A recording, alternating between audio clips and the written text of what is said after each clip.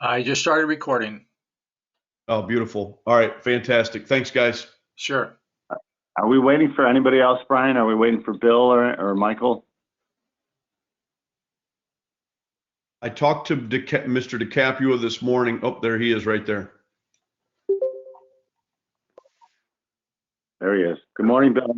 Good morning. Sorry, apologize for the delay. Well, this is Tim Perry. Let me just kick it off real quick and then I'll turn it over to Luke. But so you guys, obviously I work at Union Home and I love working there. And I ran into Kent Halgren, who owns DDK Marketing up in my summer home area. We became friends, we're neighbors. And he told me he has this great program that they do currently for other businesses, but they're trying to launch it into the real estate and mortgage world. And he said, hey, I know that you're a real estate and mortgage guy, and I think that our program would be perfect for your industry. And they explained it to me, and I said, well, sign me up. I love it. I think it's a game changer. I think it'll supercharge my mortgage business. I love it. And they quickly said, well, we can't do it for individuals, but we can do it for companies that can then provide it to their individuals. So I said, well, you got to talk to Union Home, and that's why we're here. And I appreciate your guys' attention. So with that, I will turn it over to Luke and let Luke talk about the program. Okay, great. We'll jump right into it. Thanks, Tim. And thanks everybody for joining us. Hopefully everybody can see my screen. All right, so just a quick overview on DDK. We have over 10 years of experience, and we're based out of Chicago. And we work primarily with national brands to help them find creative and really different ways of finding new prospective clients and ways that complement the processes that are already in place. So we're not here to disrupt, we're here to complement and add.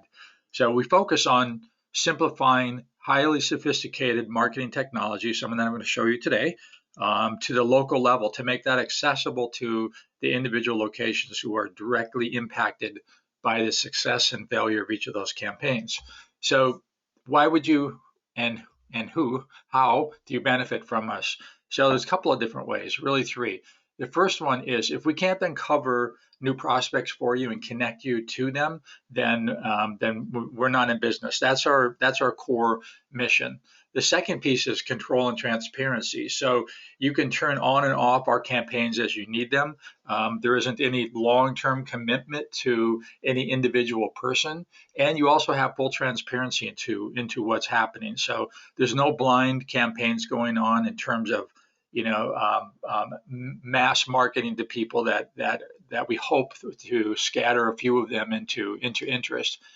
It's completely one-on-one, and I'll show you that. And then the last piece is measurable results. We want to be able to sit down, and we do sit down with our customers and say, this is where your money went, and this is how it worked out for you.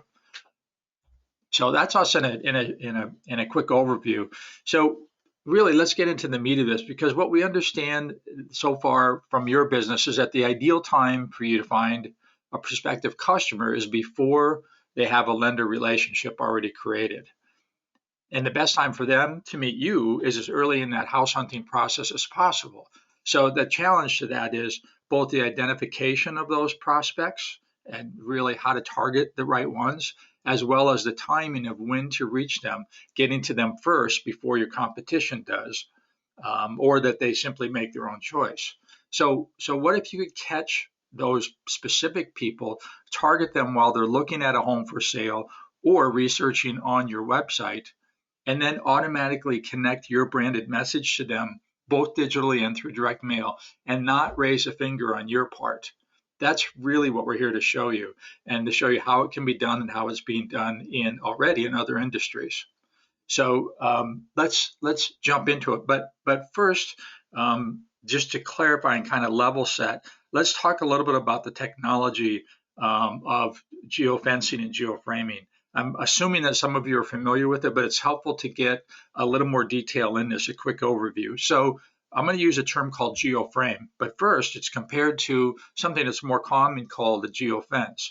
And a geofence is a digital perimeter around a defined geographic area, such as a neighborhood, or a building or a general location. So an example of this would be Starbucks. And when you have these digital perimeters set up and you have a Starbucks app, when you get close to that Starbucks location, your phone's going to go off and you're going to get a reminder or some kind of call to action from Starbucks. It's very effective for basically anybody entering into that particular perimeter with a digital device like a phone that's then going to be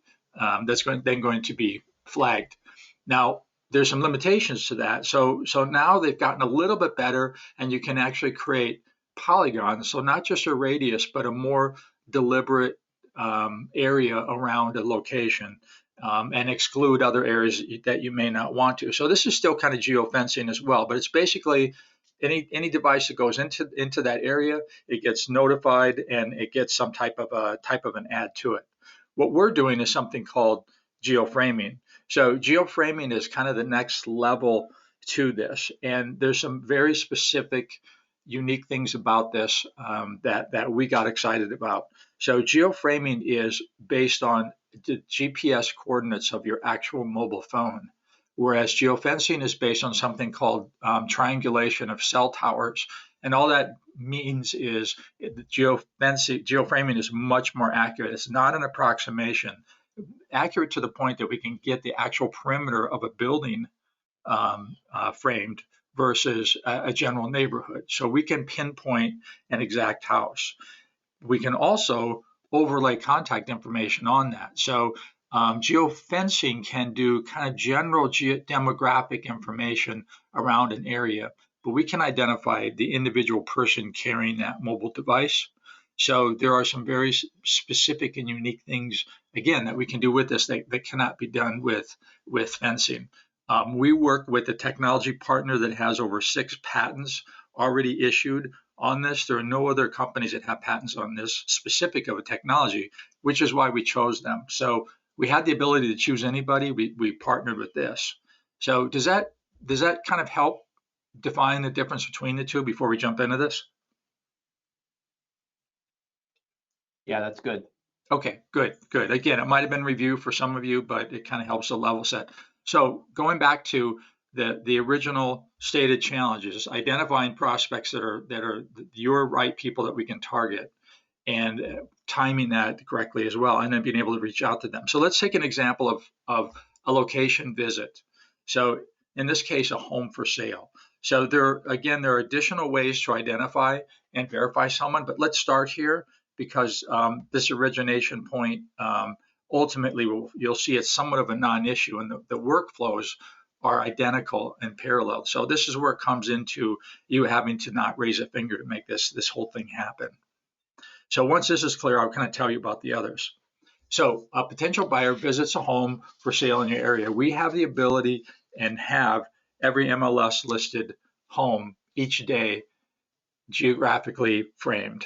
So not just the perimeter of the home, or not just the area of the home, but the actual home itself. So we know when someone goes into that MLS listed home. What happens is when we pick up that signal, we can translate that information into their name and address. And the name and address is both online and offline. And I'll tell you more about that in a second. The next thing we do is apply filtering. So this is really important in your situation because you don't want us to be sending your ads to a competitor or the listing agent that's there or the homeowner. So we can filter all of those people out real time before we create the ultimate contact list for people in that time frame, either that day or that week. So once that filtering is applied, and another filter example could be minors, right, children. So we create that filter with you, make sure we're only targeting the correct people. And then the next thing that happens is you pre-select from your pre-designed ads how you want to reach this individual person. Do you want to reach them with a digital ad on their mobile device or their tablet? Do you want to reach them with direct mail? Or do you want to reach them with OTT? So I'll explain each of these. So traditionally what happens is a digital ad goes to them first. They can either get that digital ad sent to them directly while they're in the home, or we can time that to come at a different time. Now, digital ads have been around for a long time. We all get them. You know, you look at Nike and then you go to your Yahoo website and you get a Nike ad. That's a digital ad, happens all the time. However, our digital ads are only going to those individuals that we've filtered and are in that have gone into that home. So we can identify specifically where those ads are being served to. So as such, our click-through rate and our completion of viewing, if it's a video ad, is much higher than industry standards. So again, you were only sending those ads not to a general population that happens to be around that house, or everybody that goes into that house, but only those qualified people that go in there. And these are viewed on any of the thousands of publishing sites. So we give you a report back that says this person received it, this is when they looked at it, this is the completion, and also this is the website that they viewed it on. So you can get a good feel for that as well. The next thing is then we can trigger a direct mail piece. So a postcard can go to that household. So that individual can get reinforced with another piece, and this can happen within less than a week of their visit to that home. So they're getting a double hit. The third one is OTT. So OTT is over the top TV. And because we've identified the individual and the home address, we can also identify their router within their home so that we can send your specific TV ad into their subscription services if they're streaming TV. So this, just like a digital ad, is going only to those homeowners that we've identified that were in that home. So essentially, they could get a digital ad within a few hours. They could get a direct mail ad within a week, and they can get this OTT ad the next time they turn on their TV, whenever you want that to feed. We can build business rules around that, so it can start about the same time as the direct mail piece comes in, or at any time that you desire. So far, so good? Questions? And you could do all of them, correct? You could do all three? You can do all three. And these are set up in an animated, automated fashion. So that means that we can have all of the creatives online to be pre-selected by each individual agent. You guys, you brand those creatives how you want them to be and what the call to action is. And then they can simply say, yes, I want to send digital ads and I want to send direct mail. And the next agent can say, I only want to send direct mail and OTT. So they can pick and choose which they want, which makes the most sense for them. So yeah, and once that's set up, then they basically say, this is the package I want. So we usually sell these in packages, and then they can define how they want that package to be used. So hypothetically, someone could buy 500 postcards and 5,000 digital ads, and they can say, just use them as fast as you can, or they can say, spread them out over the course of a month. And once they do that, it's done and it goes, and they simply get a download of what's happening on a daily basis.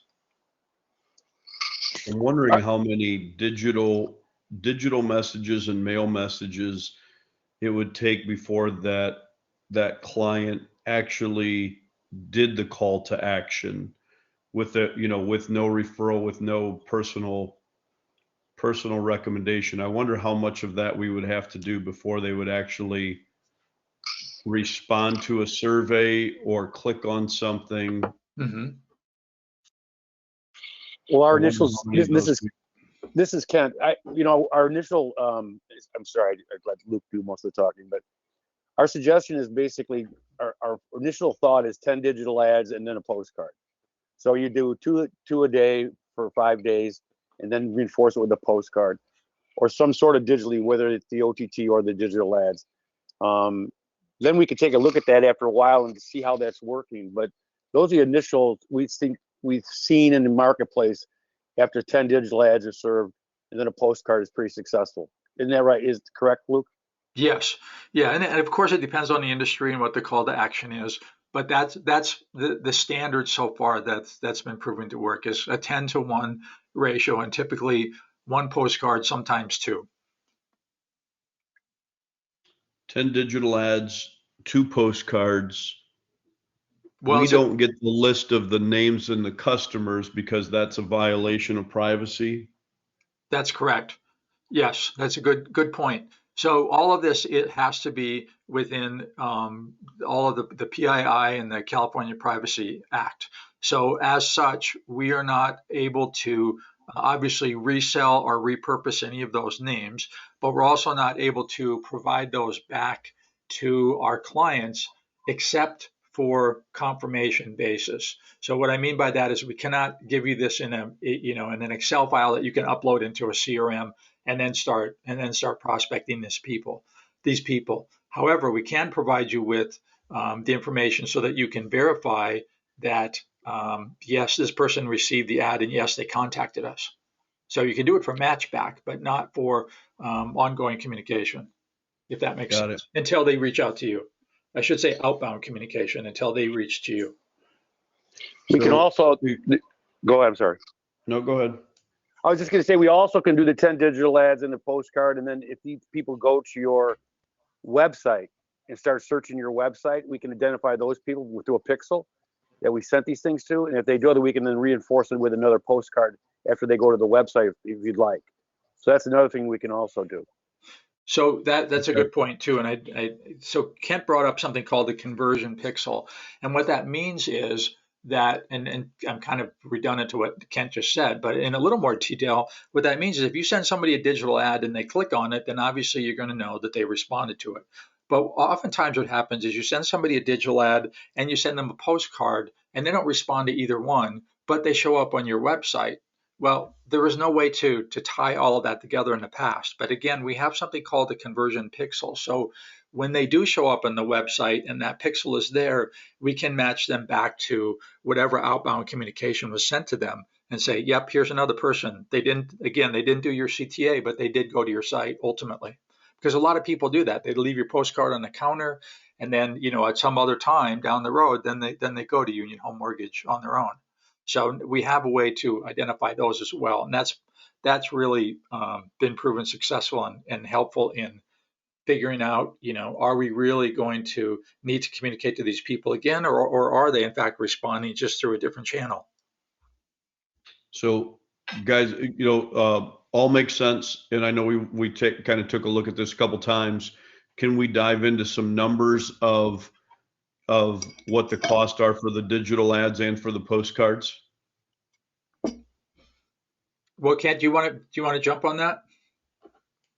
Well, it really depends on right now. It really depends on how many digital ads you're going to send out and because we can't, packages are going to have this.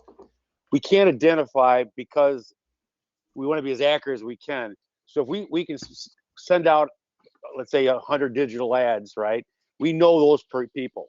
Out of those 100 digital ads, we're only going to get about 70% addresses, right? Because we have to go through all the filtering situations and do not mail lists and all that other stuff, the privacy stuff on that too. So it really depends on what that's all going what the package consists of before I can give you a price. So if we gotta sit down and look at a price, the packages, we got to figure out how many digital ads we're going to send in the whole thing. So we certainly get back to you on that. At the end of the day, I'm just kind of wondering how many, say we blast this out and you guys could tell us the numbers. Say that at the end of the day, after we go through all the filtering and all the digital ads and all the mail and all those things, we would like to have X number of customers. Let's say that we would like to have 50 clients per month. I'd start with something small that actually go through the entire process and they engage with us on our website. Let's say it's 500. Let's say it's 5,000. I don't know, but if we just wanted one customer to engage with us on our website and actually say that they would like to talk with us or they would like to connect with us, what do you think the cost would be, or how much, if you did the 10 digital ads and the 2 postcards and somebody actually acted, what would be the cost for just one to get one person? Yeah. So what would be the cost to acquire is really what you're asking. Yeah. And we don't have experience in your specific market to state that. I mean, we can put together some cost per lead and cost to acquire type of data. It would be generic, but it might give you a starting point anyway to work from. But again, we wouldn't know that until we actually did it with you. do you have any examples from any other industries of what, are there any results yet, or is it still hypothetical or just conceptual? No, there are some major industries that are already using this. I was going to share some of that with you, but most of them aren't real open to sharing their sharing their success. But let me look into that. I mean, it's a fair question. So if you let me get back to you on that, I'd be happy to do that. I mean, the concept, I think everybody would agree, Dave, Tim, Bill, all of us, it's an incredible technology, the digital fencing and being able to target somebody that could potentially use our services like right now. I mean, if they're out there looking at homes, walking into an open house, that is the person that we want to connect with. I just wonder how much it's going to cost at this point to be able to talk with them. Yeah, Tim, I think that's a good, what if it's in an apartment complex? Great idea. Great idea is another one to target, but I just wonder how much, what's the cost? What's the cost? And can we start to quantify it? And then can we, literally think that there's an unlimited amount of money to invest in the technology if it actually produces the results that we could get. Okay. So let me chime in real quick, you guys. I think I asked the same question Brian asked early on to Kent and Luke, and I said, listen, if I spend, $700 a month on shopping cart ads these days. Okay. So what if I paid $700 or $500 a month to you guys? What do you think you would give me if we could geoframe every open house in Park Ridge? What would that result to? So these guys came back and they gave me a number of how many open houses there were. We worked an average of on average, how many people go to an open house, and each one of those people would be able to be contacted with a marketing piece and a digital ad piece on a repetitive basis for a certain duration at a cost of, I think it was like $400 or $500 a month. Is that what you guys said, or am I being too general? But that was my takeaway. The problem, like I said, once again, the problem, not the problem is that not everyone's going to receive a postcard, and postcards are more expensive than the digital ads. But you have to figure out how many hits you'd have to get. But we're working with another company, and it was about $1.70 for 10 digital ads and a first class postcard. $1.70 per client, Kent? Yes. Per contact. Yeah. Per contact. Yeah. So if there's 50 people that went to open houses in my area, this Sunday, then $1.70 times 50 people is going to be my cost to hit all of them, assuming that those are all people that we can identify who have addresses and are not on the do not, disturb privacy list and all that. But the people we don't send a postcard to, we're going to send more, like 10 more digital ads, right? So we're going to continue to hit them. But that's some of the cadence we have to talk about and what you're interested in. But that's about right. That's about somewhere in that area. $1.70 a person, which and these are ideally, well, or not, but these are people who are out walking around looking at open houses that are probably not in my database, who don't know me, that I can reach out and have a connection with based on this technology for $1.70. I think that's where I started off. I mean, I heard about this, you guys, Union Home guys, and I was like, wow, well, it doesn't sound like a ton of money. I'm not getting in front of these people anyway. The only way I get in front of these people now is to have realtors send them to me. And if I can hit them or contact them before the realtor refers them, or, even if the realtor doesn't refer them, I'm getting a crack at it, and I wouldn't have otherwise. And for anybody that's on the call that doesn't have experience, hi, it's Tim Brook, I'm sorry. Anybody who doesn't have experience with pixels can tell you that it's a pretty valuable tool. It pretty much shocks the client. I mean, you will be, if you can get access to a pixel to a client, you can actually stay in front of them as they search. I've seen other companies do this, and without question, if we can find a way to get in front of these clients for a longer basis, I mean, the ROI should be there if we can get it out there. I think really figuring out what the cost is going to be on either a monthly basis or per client basis is going to be extremely important, though, because can we go after our previous databases as well? I mean, is there other things we can do besides just the geofencing? Is there a way to stay in front of these clients on a bigger scale by just this? Well, Tim, those are good points. Thank you. If I can, I'll address that for you. But if I can back up for a minute, because Tim had asked a couple of questions, the other Tim too. So our digital ads text messages, the digital ads can be either video or GIF or just a straight digital ad, like a static digital ad. But they're not text messages. They're actually ads that pop up on when they, like a banner ad, so to speak. Anybody can opt out at any time, so we manage those for you. So we can definitely opt out of people. And some of those already are on Do Not Contact through direct mail, as Kent mentioned. In terms of apartment buildings, the framing technology with 5G is getting more accurate, but multifamily buildings have not been generally successful for direct mail. For digital, oftentimes we can, but it's still a little bit off and on. So I don't want to oversell apartment buildings. I would say no for now, based on technology.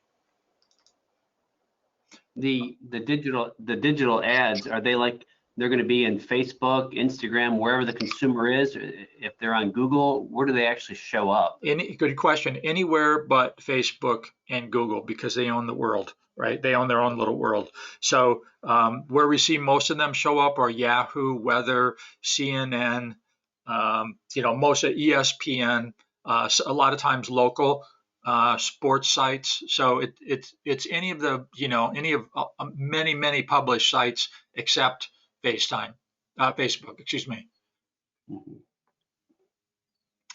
One other thing on the cost situation, the OTTs, if you're going to put streaming an ad on a television, is like I said, more expensive than the digital ad and not the postcard, but more digital ad. So that's why we have to talk about a package and see what you guys want. And that's why it's probably better to say it's $500 a month, and then we can look at how that it would go and how these people are receiving these ads and so forth, and how many touches you want to do.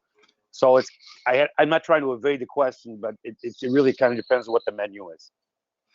And again, it's about that individual agent making it accessible to them to make a decision. And sometimes a la carte can get really confusing, right? Well, how many ads should I buy, and how many direct mail, and how many OTTs? So if we create a package that says $500, you can have A or B combinations, and this is the ratio recommendation, it makes it a lot easier for them to make that decision too. And then again, we're watching that with you. So maybe we adjust those packages after a short amount of time and say, no, this was the standard, but this is more applicable to the response that we're seeing on your side. Do you guys have the ability to get into Facebook and Google if that was to be added, like an a la carte, or is that completely limited away from you guys? It's limited. It's Facebook and Google right now is limited away from us. I don't know Ad Exchange really well, but everything we do is through Ad Exchange, and they don't have access to that right now. Facebook pretty much does not play nicely with others. It's exclusive to Facebook. So if you needed to absolutely do it, then it would be a separate deal directly with Facebook, and I'm sure we could look into that possibility. But that's the main reason why not. They don't work through Ad Exchange like all the other published sites do,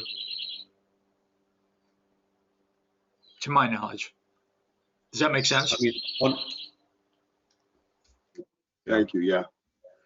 On our end, if you push play and got it started, the only way that we would be able to actually find out if it worked is to physically walk into the open house ourselves and see if we personally started receiving the digital ads for walking through the open house, right? Or if we did that with, family, friends, assistants, they walked in and to find out if it actually worked. and then if they started getting the mail. So that, on our side, seeing it like a consumer would see it, but then, just tracking response rates. So if we said, let's target 1,000 clients, here's $1,700. And then at the end of that campaign, which would probably be over the course of, I don't know, what, 2 weeks, a week, 2 weeks, we should have a quantifiable number of clients that responded or that contacted us.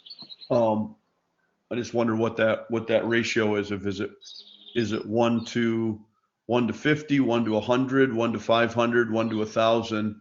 And it has to all depend on the creativity and how strong your call to action is. Do you guys have any examples of what you would use? It's a good question. Well, let me back up just for a second, Brian, because one thing you mentioned is, the only way you would is how to know that this is actually being executed. So in terms of direct mail, we can put people, it's called a seed list. So we could put you or anybody else on the seed list, so they would get the actual piece and they would know when it's going out. They would see it. And there's ways that we could set you up to trigger that. But the other way is, or we could just have you be seated with any time that there's a mailing that's going. In terms of going into, in terms of digital ads, you actually will get a detailed report that says this is how many ads were served on this day. This is what those ads were opened up on, a tablet versus a mobile device versus a laptop. And then this is the percentage of people, if it's a video ad, this is a percentage of people that watched it all the way through to completion. This is the percentage of people that watched half of it. And this is the people that clicked off early. So there's quite a bit, and there's more than that. There's quite a bit of detail that you will receive in terms of what we're delivering and what we're outputting. Do you have an example of that, Luke? Yeah, sure. If you don't mind my screen for a minute, let me open it up. Give me a second. Let me just pause you for a second here while let me pull it up so you're not watching my.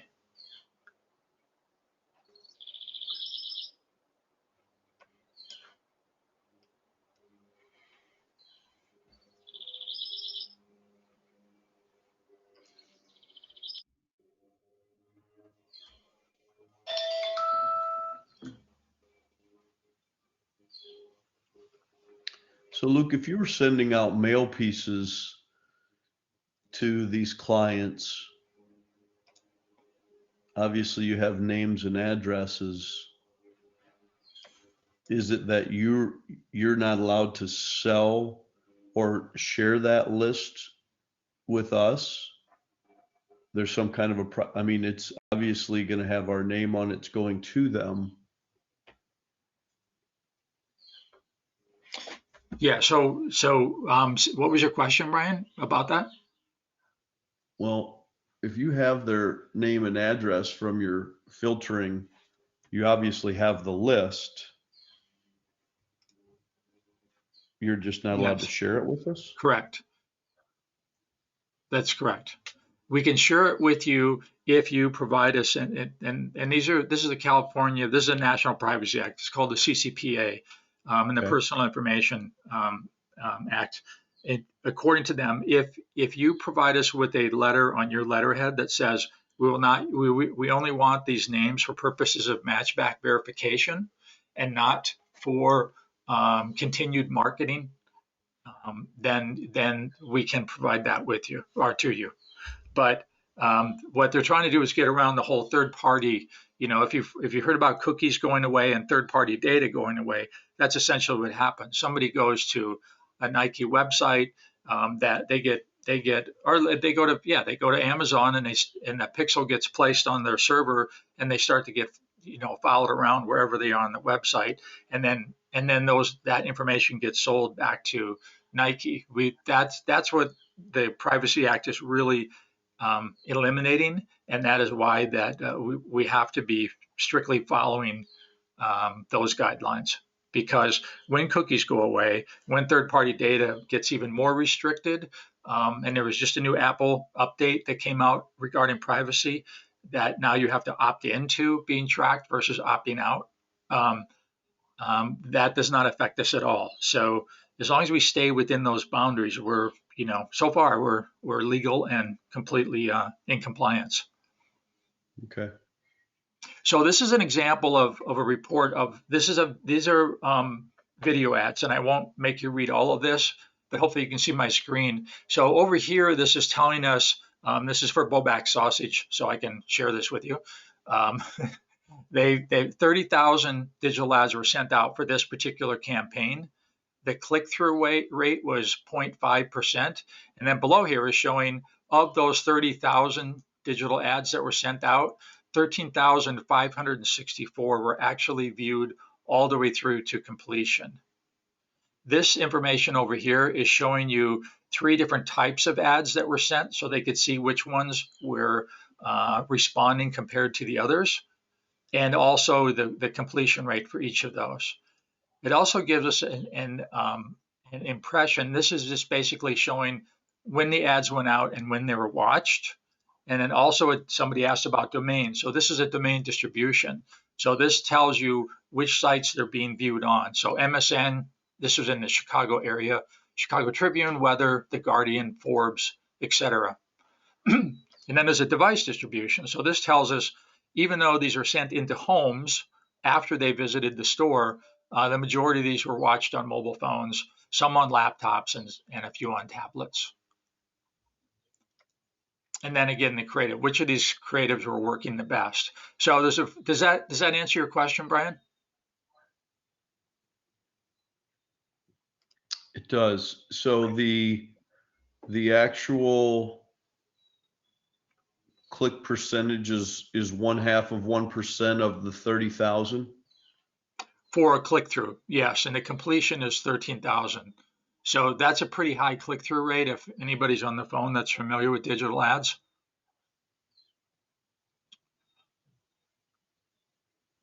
Now there's another piece to this that's not on here, and that's the conversion.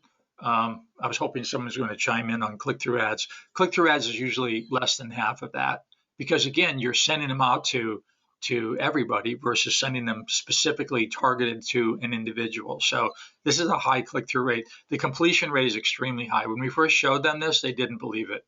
1/3 of all people that received this watched it all the way through to 100%. And this was an awareness campaign, so there wasn't a real strong call to action on here. However, again, if there was a call to action and they didn't respond to it, but they went to the website at some point, we can still, again, track those people as well. So there may be another, several thousand people that went to the website later, just not at that moment. Let me make sure I understand. When it says clicks to date 154, that means of the 30,299 impressions that were sent out, 154 were clicked on? No, yes, 154 were clicked on to accept whatever that offer was. Yes, or that call to action. You have to remember that these are guys who's shopping in a store. This is not someone, when we're talking about, once again, when people go to an open house to look for a home, it's so much more targeted, right? These are people that are shopping in a grocery store. They're going to look like they're people. Yeah, this was an awareness campaign. That's a good point, Kent. Yeah, because the targeting of the people looking in a home is so much more targeted. I've been direct mail my entire career in data analytics, and I've never seen anything that can get as targeted as this, where there's someone an intent to do something is this strong. So you have to look at this, and we don't have, obviously the technology is so new, we're just launching it out to people.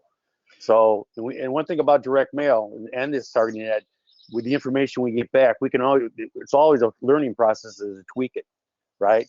Because you always look at how response rates, how you can do things, and how you can test what messages, what creative is working the best, and so forth. So I just want you guys to remember that this is, once again, this is to a sausage campaign that people are going through grocery stores, right? They're attending the shop. So yeah, that was really about sharing the report itself versus a comparable statistic. So thanks, Kent. I'm glad you mentioned it. We've got another client, a home care assistance client, and that we did a 6-location trial for for this national franchise, and for every $1,000 they spent, they received $10,000 in revenue. So they're very, very high ROI. But again, we hesitate because every vertical is different, every situation is different, right? Sausage versus home mortgage versus home care assistance. The last piece I wanted to show you, just as an example of the depth of this program, is this technology, this specific technology that we're working with, it already has thousands and thousands of locations geographically framed that companies like Ford and United Healthcare are already using this program successfully.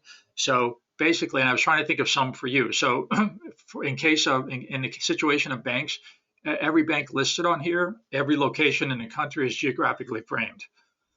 Every hotel that we have listed, every insurance company, every big box. So there is an extensive amount of this framing that's already completed and done. And the reason it's to this extent is different companies are watching where people are going into complementary or competing brands in the with the intent of finding additional prospects. So I just wanted to give you a feel for it, that this is working. This has been vetted by some major companies and is being used by some of these that are already shown on here, and being used by some that are taking advantage of these locations. So again, not sure if it's relevant for your application, but maybe just to trigger some thoughts. No, Luke, Kent, and Tim, just great presentation again. What do we got to do to take next steps and actually test it and start using the software? Can we, what's the soonest we can start playing around with it? And what are the next steps to jumping in? I can put together a list of kind of the next steps. I can go over it right now, and then I can put it in writing as well. Would you like both? You want me to answer it real quick? We can. We got to jump on another call here in just a minute. There's a lot of money being given away by the company, which is pretty fun. Oh, I don't want to get in the way of that. Let me follow up with you. I'll put together next steps. I'm convinced that it's something to dabble in and play in. There's so many different loan officers in the company and other advertising things that I'm involved in corporately, that we could play in this with thousands, tens of thousands, could be hundreds of thousands, could be even a lot more than that if it works, and we can quantify the results, and we can see if it's a way to get to the customer first, which is a big initiative by all of us. So if we can test it and we can quantify it and we can really show that it works, I think we could create a great partnership here. Let's get back to you. We'll get back to you with the next step. We really appreciate that. So we look forward to doing it. We'll get back to you with the next steps. Okay, guys, I didn't mean to, over talk. Tim, Bill, Tim, I don't, but I just think we need to jump in and start playing around with it and try to figure out what works. Throw a few $1,000s, 10,000, I don't know, 10, 20,000, figure out, what works and how fast we can make it work. Great. Thank you very much. We'll get back to you. Happy 4th of July, everybody. Thanks so much for your time. It was great to talk to you guys again. Thank you. Take care, everybody. Bye-bye. Thanks, guys. Happy 4th. Take care, buddy.